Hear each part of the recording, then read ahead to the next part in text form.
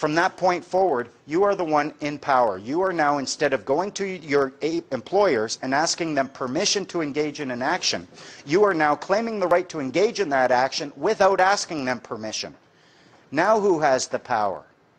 They can't remove it from you because it's a claim, it's not a permission. I have an enormous understanding of the law. It took me a lot of time to get here. The good thing about the notice of understanding and intent, you don't need the same level of understanding. Whatever understanding you have now is enough for you to act upon. If you recognize this is too confusing and I don't understand it, that could be your notice of understanding. Here's what I understand. I don't understand any of your words. That's good enough. Some of the words that I never found in their act, 3 words that I searched for, never found them anywhere. Love, compassion, and truth. Try to find those in any statute, regulation, order, or bylaw. You aren't finding them. If, however, you choose to live your life with love, compassion, and truth as your guiding principles, who are they to claim that this body of words has anything to do with you? They're not. A notice of understanding and intent can be as big or as small as you want to make it. I like to make it big so that there's all these different points on it, and in our packages over here we do have an example of one.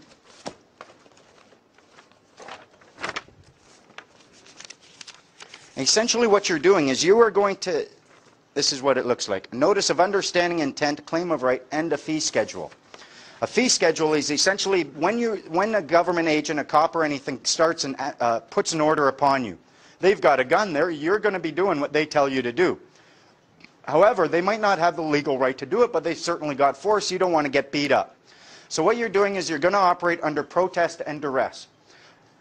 I got 2 minutes and we're going to take a break and change the tape there. If you are operating under protest and duress, someone comes and says, you clean my floor over here. And you say, show me a contract. No, I've got a gun. Okay, good enough, but that's not a contract.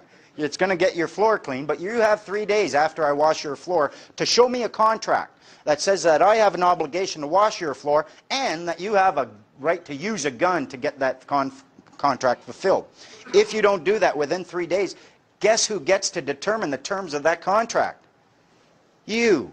That's what the protest means.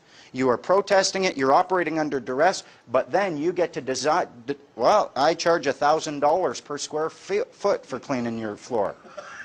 There you go, here's my bill. When you tell them I'm operating under protest and duress, they will say noted. If they refuse to note it, you know that they're scared. And I'm not noting that. Okay, that's fine. But every time I've ever done it, I've done protest and duress. So then I got the cop, number 2191, I got him put on notice because I was operating under protest and duress. I have a record of doing that. And then when he arrested me, I told him and he refused to note it. No, I'm not putting that in. Well, sorry. I've got history as doing this. So when I come up and I wrote up and I said I operated under protest and duress and he wouldn't accept my protest, that cop was in shit. He can't lie like that. Any questions while we change the tape?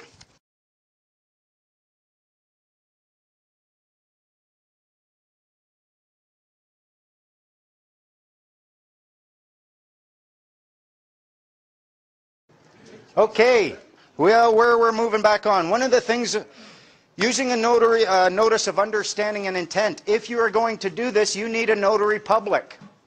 The purpose of the notary public is to help you avoid conflict. You can use a lawyer to win conflict. You use a notary public so you can avoid conflict. In the Freeman package, there is directions to a notary public.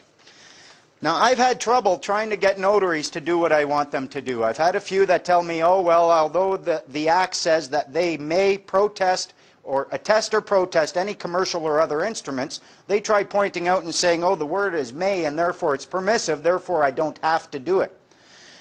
My argument with them at that point was, and they tried claiming, oh, I don't know how to do it. I said, well, they've given you permission to do something that's very important to us, and yet you haven't even gone out of your way to figure out how to do that yet? I think you should lose your notary license. Okay, she reached in the bottom of her drawer, pulled out a protest stamp. She had it all along. They just don't want to do the protest. They have to do it. We've got a great notary public now. I imagine you could use him if you needed to go to Vancouver. His name's Quan.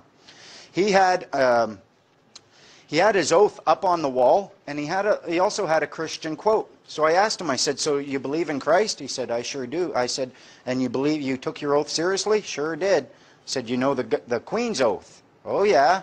I said, so you're protecting the faith is what you're doing. When you protest instruments, you are protecting Jesus' faith, you're protecting my faith. And when I tried telling him, okay, I need you to do this, he was like, well, I don't know that I have that power to do that. I said, check out Section 18 of the Notary Act. They're empowered to do anything under any statute, any duty or anything that is required to be done under any statute, they have the power to do it. Need a judge? Get a notary. Need a sheriff? Get a notary. Need a notary? Get a notary. When you point that out to them, you might have to do a little bit of shopping, but have faith, find one who is going to do what you want them to do, and if not, put them on notice. Serve them a notice of understanding and intent and a claim of right, because whatever that notary is doing, you can accomplish with 3 people from your community who are of good standing. 3 people can act as your witness, and what they create will have just as much power as any notary. So don't let them say, oh, I can't do that for you. You are doing it, or I'm going to write a snap nasty letter to the Notary Society. The Notary Society likes me in BC. They've even invited me to go and speak at one of their conventions, or when they get together. They lock horns with the Law Society all the time. The Law Society hates them, and they like how I've been empowering them. And they've had lawyers, like I had Quan, he said that he got a phone call telling him that he couldn't do these things. I said, tell him you want it in writing. Never heard back from them. They aren't going to... And the reason is, I'm sure many of you have read court rulings from the Supreme Court of Canada. In a free and just society, this might be acceptable, Ask yourself this. What's the name of your society? Do you have one? There's a maximum law that says, if you know not the name of a thing, all knowledge of that thing must perish. If someone tells you, I'm going to my best friend's house, and you say, really? What's your best friend's name? And they go,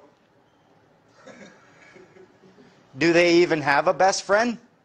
Believe it or not, any member of a society, every member of a particular society will all do the exact same thing if you ask them the right question. If you ask them, what is the name of your society, every member of that society will say the exact same thing. Societies have names.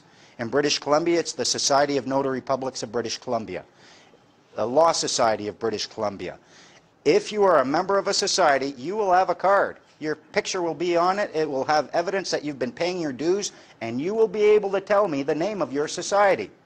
Now, if you can't even tell me the name of your society, and you know a statute is a legislated rule of a society which has been given the force of law, and you don't have a society, why do these acts have any force of law over you? Believe it or not, all of these statutes, they are a legislated rule of a particular society which have been given the force of law, but that's the Law Society. All of these rules are the rules for the Law Society, and you can prove it. Only they can make the statutes, the regulations, or the orders. You are not allowed to pen these.